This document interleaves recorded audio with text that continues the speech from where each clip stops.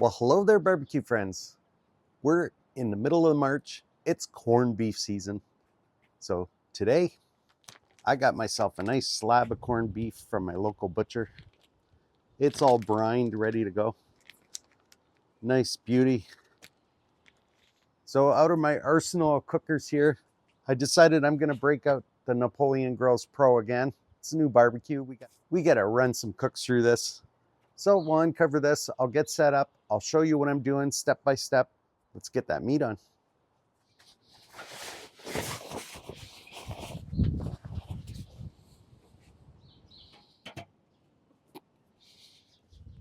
Just got to clean out the old ash from our previous cook, empty our bucket down below. I just find when you're smoking something and you want to really control that smoke level, you want a really nice clean burning charcoal, and it really makes a difference. Now this is going to be a fairly long cook, so I'm going to put a little bit more charcoal in here. Now I'm going to put a couple chunks of hickory wood in here. Like I say, we can control the smoke that way. Something like that. Then I'm going to add my instant fire cup here at one end. Okay, you can see here I have all my charcoal kind of banked to one side. Got my smoke wood, got my fire starter down here. Okay, we'll let that fire up. You can see these fire starters, they work so well. Look at the height of the flame. It's probably a good 5-minute burn. And the company that makes these employs adults with autism, which I think is great. Okay, now we got our coals lit here. Let's start putting our grill grate on, getting this prep for the meat. You can see how we got our heat source all on the one side. So our meat's gonna sit over here. Using the Napoleon Kettle Pro here, I really like the fact that I can have this grate much higher away from the heat source.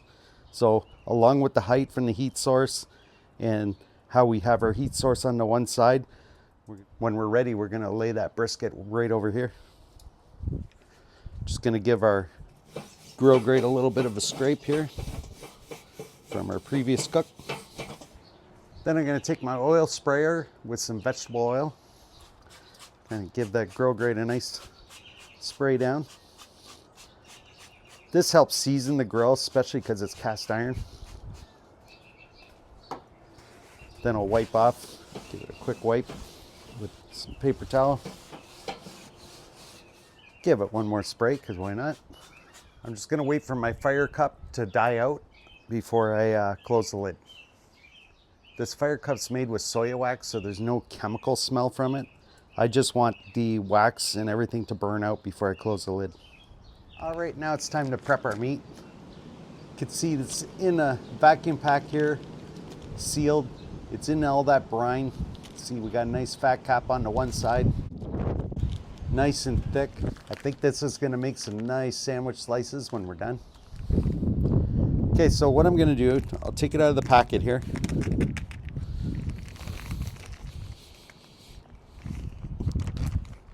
All right, we're gonna lay it in our tray here. Now I've done this with the brine on and it's turned out great, but I think this time I'm gonna give this just a quick rinse some of the brine off before I put it on the grill. There, you can see our fire cup's done. We got a nice heat source started. That smoke wood's just starting to get ignited. See that smoke from the smoke wood coming up? I'm gonna close the lid here. I'm gonna keep my upper damper pretty close to the closed position here. The lower damper is also set pretty close to the closed position. I'm just gonna monitor this dome temperature for the first little bit of the cook. Ideally, I want it to be under 300 degrees. Anywhere between 225 and 300 we can work with. We'll leave this burn away for a bit before we put the meat on. Now I didn't hit record. Okay, I'm also gonna... I applied black pepper to both sides of the brisket. I'm also gonna install a meter probe. This is gonna help me monitor the interior temperature of the brisket and also the ambient temperature of the grill, even if I'm not near the grill. I'm gonna put that in the thickest part of it. Now, fire management, smoke management is going to be important on this cook. You go too hot, you're gonna end up with a tough brisket. Your level of smoke too high, it's gonna be too smoky. So we're trying to balance a few things. Like I say, that's why I use the Fogo charcoal. Side by side, when you burn Fogo, you get very little smoke off it. The smoke that we're getting right now is strictly from that smoke wood. Now we're just watching that dome temperature. And like I say, it's gonna take 5-10 minutes or so. As this starts to come up, then we'll get our meat on. In the meantime, we'll set up the meter probe here on the app.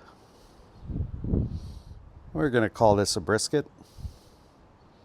And we got on charcoal grill. This cook's ready to go. This grill has now been warming for a good 10 minutes. I'm barely getting a temperature, 175 degrees Fahrenheit on here. So I know I got a nice, very slowly progressing. So let's get that meat on.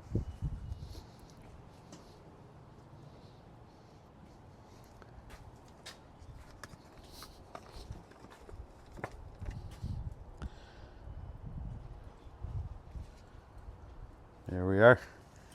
Opposite to our coals. Close our lid. So I'll check back with you throughout the cook here, let you know what I'm doing. I'll see you on the next step.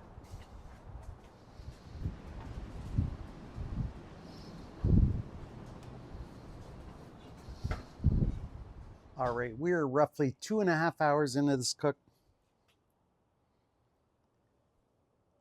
See, my dome temperature never went over about 300 degrees. In fact, I had to like cut it back because it was going up too far. I almost got these dome temperatures completely closed, but it's starting to dip down a little, so I'm just gonna open this upper one a little bit. Okay, now we're as far as we can go with smoke as far as this corned beef brisket. So now we're on to another step. Okay, I'll bring you in for a closer look and I'll show you what our corned beef brisket looks like.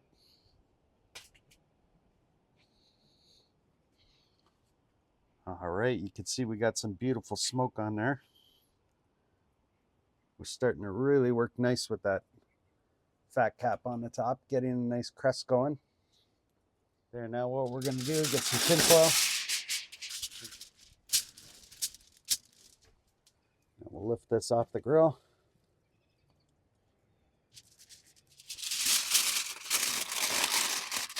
Now what I wanna do is make a little boat out of this. Nice tray for it sits nice and tight right around the brisket. I'm gonna sit that back on the grill. Now for fun, I'm gonna take some Irish Stout here, lay it in the tray. We're gonna fill that bottom of that tray up with some of this nice beer.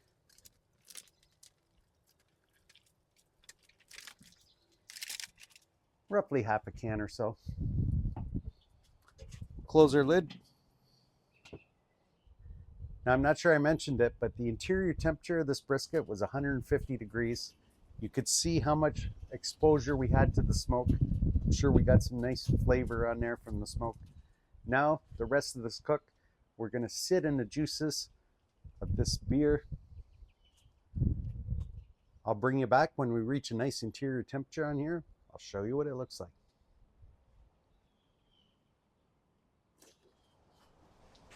All right, my meter app has told me we reached a temperature of 201 degrees internal on the meat. We're just over 5 hours total cooking time on this. I'll bring you in for a closer look, show you what everything looks like. Now our dome temperature's reading around 400. My meter probe is reading around 300. So between the two are 100 degrees difference. For most of this cook, I had the damper setting almost closed. I started bumping it up just a little bit as I saw the temperature drop as we got closer to the end of the cook.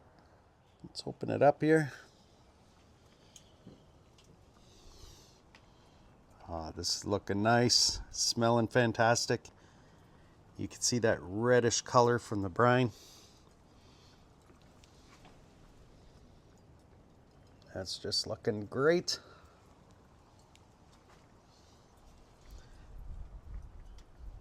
Now the brine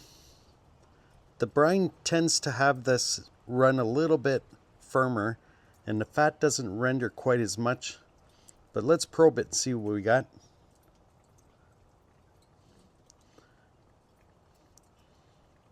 Oh yeah, we're 102 degrees or so.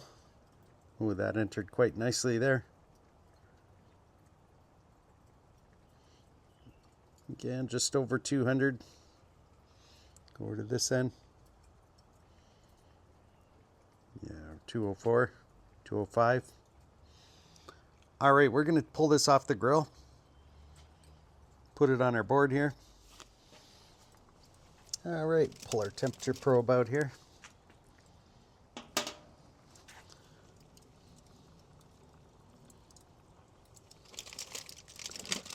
Try to lift this right out of the foil. Actually, what I'll do, I'll lift the whole thing up. I want to keep some of the juices here. Pour it right into the bowl.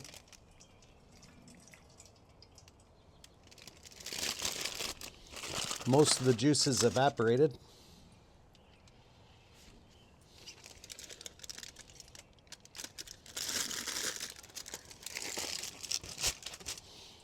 See, we're still a little bit firm on that, but then again, this is a brined brisket, not a regular brisket. So it does tend to be a little more firm. We'll just cover that up. I'll bring it in the house for a bit. We'll just let this rest before we cut it open, and then I'll show you what we got. You can see we're just nearing the end of where our charcoal was. We had plenty of charcoal to finish this cook. Could probably go another hour or two more. All right, here we have it. Corned beef brisket cooked on a Napoleon Grill's Pro Series kettle. I got this from my local butcher. This took just over 5 hours to cook. Pretty much had the both dampers almost fully closed in order to maintain that temperature. Let's uncover it, see what we got. Just a beautiful color on that, right around. That's a beauty. Let's slice into this, see what we got. What I'm gonna try to cut at an angle down here, but what I'll do, I'll do a first cut, something like this. Let's just look at the color inside.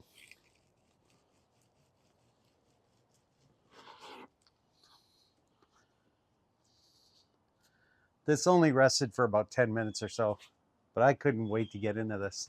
See that nice color of the brine. The smell on here is just fantastic.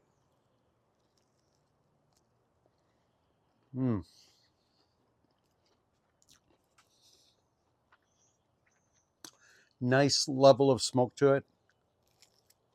I was going to do this on the safe side, put it on the pellet grill, but I thought best way to get a nice corned beef flavor with that brine and also a little bit of smoke would be to get some wood chunks there on the kettle grill.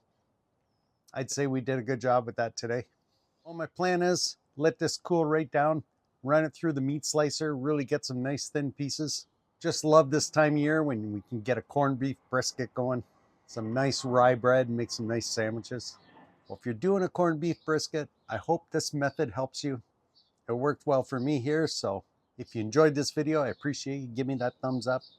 And of course, want to see more videos like this, click that subscribe.